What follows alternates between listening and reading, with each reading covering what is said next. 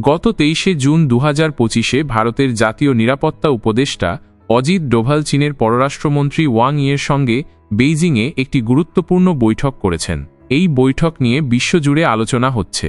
কেউ বলছেন এটা ভারত চীন সম্পর্কের নতুন শুরু, আবার কেউ বলছেন এর পেছনে রয়েছে রাশিয়া ভারত চীন ত্রিপাক্ষিক জোট বা আরআইসি এর পুনরুজ্জীবনের সম্ভাবনা। আজ আমরা এই বৈঠকের কারণ, আমেরিকার ভূমিকা এবং আরআইসি এর ভবিষ্যৎ নিয়ে সহজ ভাষায় কথা বলবো। তাহলে শুরু করা যাক।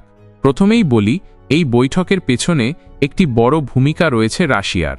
গত 29 মে 2025 রাশিয়ার পররাষ্ট্রমন্ত্রী সের্গেই লাভরভ একটি নিরাপত্তা সম্মেলনে বলেছিলেন এখন সময় এসেছে আরআইসি ত্রিপাক্ষিক জোট পুনরুজ্জীবনের। তিনি উল্লেখ করেন ভারত ও চীনের মধ্যে সীমান্ত উত্তেজনা কমেছে, যা এই জোট পুনরায় চালু করার জন্য উপযুক্ত পরিবেশ তৈরি করেছে। 1990 এর দশকে রাশিয়ার প্রাক্তন প্রধানমন্ত্রী ইয়েভগেনি প্রিমাকোভ এই আরআইসি এর ধারণা দিয়েছিলেন, যার লক্ষ্য ছিল পশ্চিমা প্রভাবের বিরুদ্ধে একটি বিকল্প শক্তি তৈরি করা। কিন্তু 2020-তে গালওয়ান সংঘর্ষের পর এই জোট স্তিমিত হয়ে পড়ে। এবার আসি আমেরিকার প্রসঙ্গে। কেন ভারত ও চীন এই সময়ে কাছাকাছি আসছে? এর পেছনে রয়েছে আমেরিকার কিছু নীতি যা গুরুত্বপূর্ণ ভূমিকা পালন করছে। প্রথমত, ডোনাল্ড ট্রাম্পের নেতৃত্বে আমেরিকা আবারও আমেরিকা ফার্স্ট নীতি গ্রহণ করেছে। এই নীতির অধীনে আমেরিকা বিশ্ব বাণিজ্যে নতুন করে শুল্ক আরোপের পরিকল্পনা করছে, যা ভারত ও চীনের মতো রপ্তানি নির্ভর দেশগুলির জন্য ক্ষতিকর হতে পারে। উদাহরণস্বরূপ, ট্রাম্প প্রশাসন ভারতের আইটি সেক্টর ও চীনের ইলেকট্রনিক্স রপ্তানির ওপর উচ্চ শুল্ক আরোপের কথা বলছে।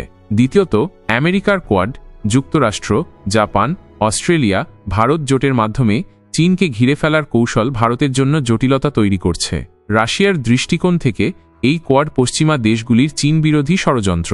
রাশিয়া এমনকি বলেছেন আমেরিকা ভারতকে চীনের বিরুদ্ধে ব্যবহার করতে চায়। এই পরিস্থিতিতে ভারত চায় তার কৌশলগত স্বায়ত্তশাসন বজায় রাখতে। আমেরিকার একতরফা চাপের কারণে ভারত ও চীন উভয়েই বিকল্প পথ খুঁজছে, যেমন একে অপরের সঙ্গে বাণিজ্য বাড়ানো। ভারত ও চীনের মোট জনসংখ্যা প্রায় 300 কোটি, যা বিশ্বের 40%। এই বিশাল বাজার আমেরিকার ওপর নির্ভরতা কমাতে পারে। এবার প্রশ্ন হলো, তাহলে কেন এই বৈঠক হলো? অজিত ডোভাল ও ওয়াংয়ের এই বৈঠকের মূল লক্ষ্য ছিল ভারত চীন সম্পর্কের উন্নতি, বিশেষ করে সীমান্তে শান্তি বজায় রাখা। 2020-তে গালওয়ান সংঘর্ষের পর থেকে দুই দেশের সম্পর্কে টানাপোড়েন চলছে। এই বৈঠকে তারা সন্ত্রাসবাদ বিরোধী সহযোগিতা, এসসিওতে একসঙ্গে কাজ করা এবং জনগণের মধ্যে যোগাযোগ বাড়ানোর বিষয়ে আলোচনা করেছেন। তবে আরআইসি পুনরুজ্জীবনের কোনো সরাসরি উল্লেখ বৈঠকের বিবৃতিতে নেই। এই বৈঠক মূলত আমেরিকার অর্থনৈতিক চাপের বিরুদ্ধে ভারত ও চীনের কৌশলগত সহযোগিতার একটি প্রাথমিক পদক্ষেপ হিসেবে দেখা হচ্ছে।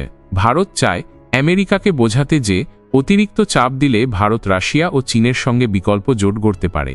এটি একটি কূটনৈতিক বার্তা যা আমেরিকার সঙ্গে সম্পর্কের ভারসাম্য রক্ষার জন্য নেওয়া হয়েছে।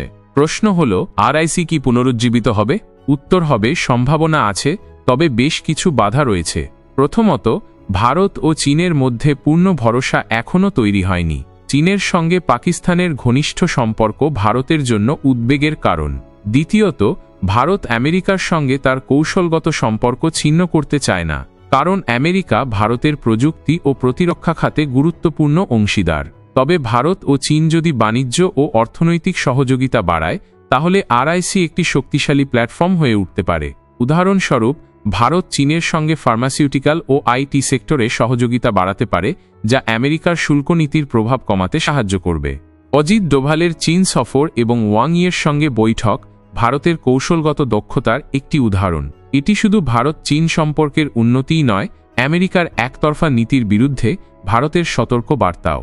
আরআইসি পুনরুজ্জীবন এখনও নিশ্চিত নয়, তবে এই বৈঠক একটি গুরুত্বপূর্ণ পদক্ষেপ। ভারত তার স্বার্থ রক্ষায় রাশিয়া ও চীনের সঙ্গে কাজ করতে প্রস্তুত, তবে আমেরিকার সঙ্গে সম্পর্কের ভারসাম্যও বজায় রাখবে। আপনার কি মনে হয়, আরআইসি কি সত্যিই পুনরুজ্জীবিত হবে? কমেন্টে জানান। ধন্যবাদ।